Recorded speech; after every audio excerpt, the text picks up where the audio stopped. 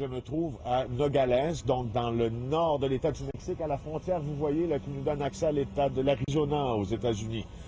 Ici, dans cette ville qui a été marquée par la guerre des cartels, ville de 250 000 habitants, on a rencontré un trafiquant lié aux Los Salazar. Les Los Salazar, c'est un groupe criminel qui est dirigé par Héctor Luis Palma Salazar depuis des années. Il est emprisonné maintenant, mais ses soldats collaborent avec le cartel de Sinaloa pour, entre autres, envoyer des drogues et aussi des migrants illégaux au nord de leurs frontières. Et on nous dit que les affaires n'ont jamais été si mauvaises, puisque la guerre, d'une certaine façon, que livre l'administration américaine au cartel, semble commencer à porter ses fruits. On comprendra bien qu'il y a un contexte géopolitique aussi qui est tout autre, qui permet à l'administration de Donald Trump d'exiger maintenant et d'imposer des tarifs à certains pays comme le Canada, le Mexique et d'autres aussi d'Amérique du Sud en raison de la présence de drogue sur leur territoire, même si au Canada cette hypothèse est extrêmement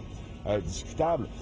On croit que les efforts de la DEA américaine commencent donc à porter fruit ici. On sent une tension, on sent une crainte de la population que finalement Donald Trump pourra, dans un avenir rapproché, avec ou sans la collaboration des autorités mexicaines, mener des frappes ciblées contre les cartels.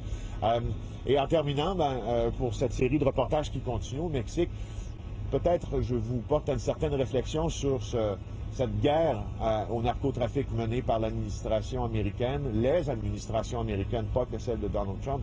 Elle dure depuis, elle a été déclenchée en 1971. Ça fait 55 ans que l'administration Nixon a décidé de mener une guerre tous azimuts contre le trafic de stupéfiants en Amérique latine surtout.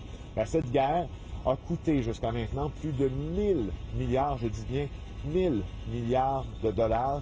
Et pendant ce temps, au cours des 20 dernières années, le taux d'overdose mortelle aux États-Unis, lui, ne cesse d'augmenter, d'augmenter et d'augmenter.